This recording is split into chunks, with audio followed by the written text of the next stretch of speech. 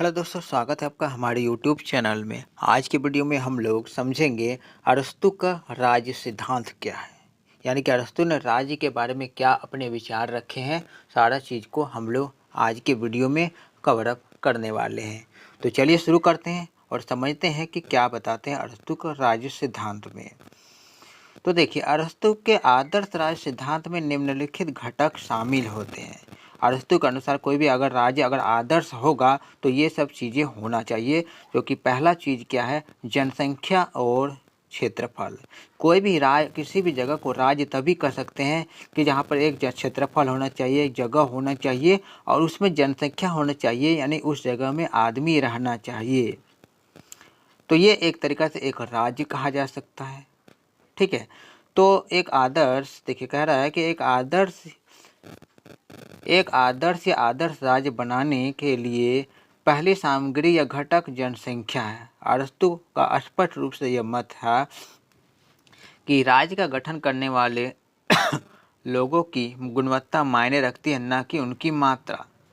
यानी कि राज्य में कितने लोग रहते हैं ये मायने नहीं रखता है, बल्कि ये जो मायने जरूर रखता है कि कुछ लोग होना चाहिए और उसमें कुछ गुणवत्ता होना चाहिए। ठीक है।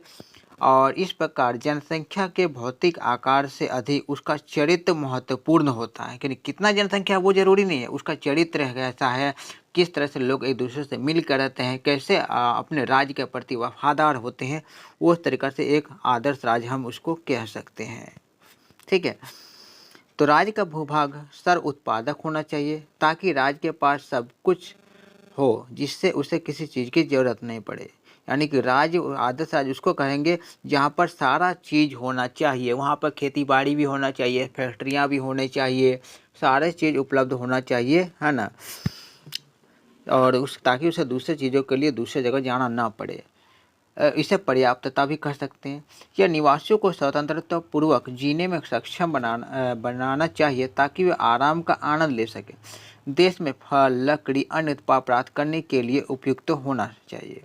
आप कोई भी जगह है, राज्य बन रहा है, तो राज्य सभी लोगों के लिए सुविधाजनक होना चाहिए। किसी को रहने में कोई दिक्कत नहीं होना चाहिए। सभी लोगों को खाने पीने के सामान वगैरह आसानी से उपलब्ध होना चाहिए। तो वो एक तरीक़ा से राज्य हो सकता है। और शहर, समुद्र, देखिए ये क्या है, शहर, समुद्र और ज़मीन दोनों तरफ से स्थित होना चाहिए, ताकि दोनों तरफ से सुरक्षित रहे।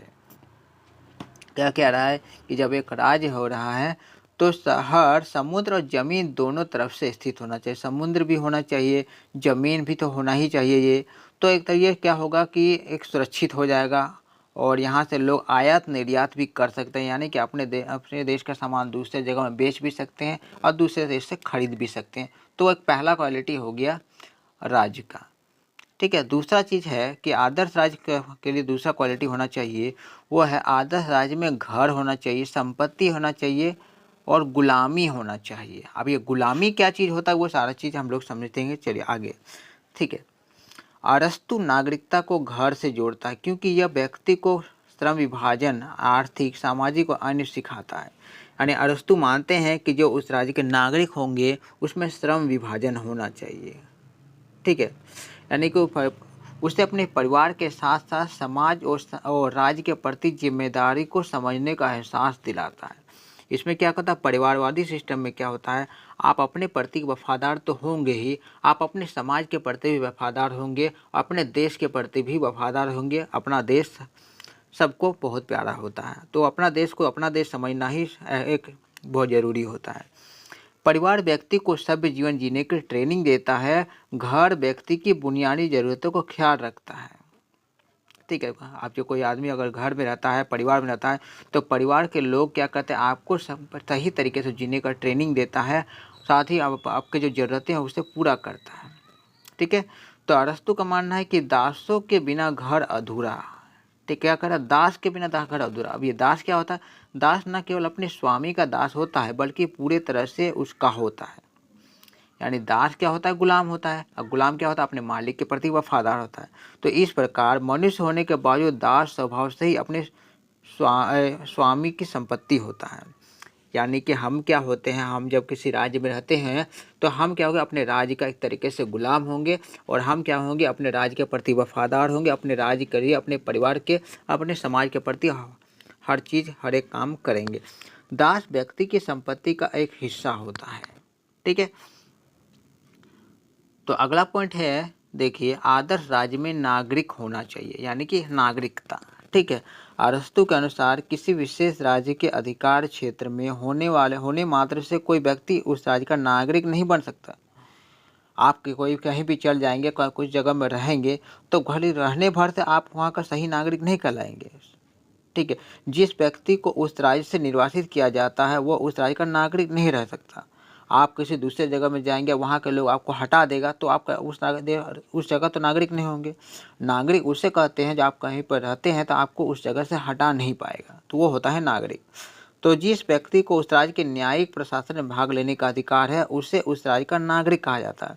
यानी उस राज्य से उस आदमी को हटाया नहीं जा सकता। अगर कोई हटाने की कोशिश करता है तो उस राज्य में उसे पूर्ण इंसाफ भी मिल सकता है, यानी कि न्याय की प्रक्रिया में वो भाग ले सकता है।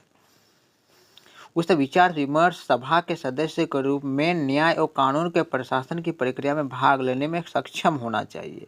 यानी उस व्यक्ति को कानून की हर सारी चीज़ जानकारी होनी चाहिए या कानून के दायरे में रहना चाहिए, ताकि उसे उस जगह से कोई हटा ना पाए और उसके अधिकारों को कोई छीन ना पाए, जो उसे नागरिक होने में सक्षम बना सके। इसलिए यह देखा जा सकता है कि वे सभी लोग जिन्हें उस राज्य के राजनीतिक प्रक्रिया में भाग लेने की अनुमति है। ठीक है, आप किसी भी राज्य में रहते हैं तो आपको तो सारे चीज़ों का अधिकार है। इसके अलावा आपको राजनीतिक गतिविधियों में भाग लेने का भी अधिकार हो जाएगा।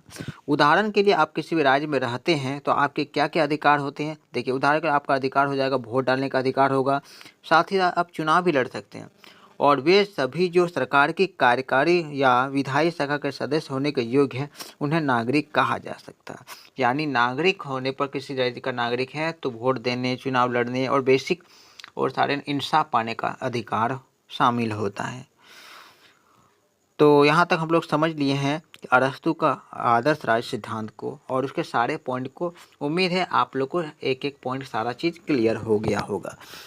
अगर सारा चीज़ क्लियर है तो आप लोग ज़रूर वीडियो को लाइक कर दें और दोस्तों में शेयर कर दें। मिलते हैं हम लोग तब तक नए वीडियो में एक नए टॉपिक को लेकर।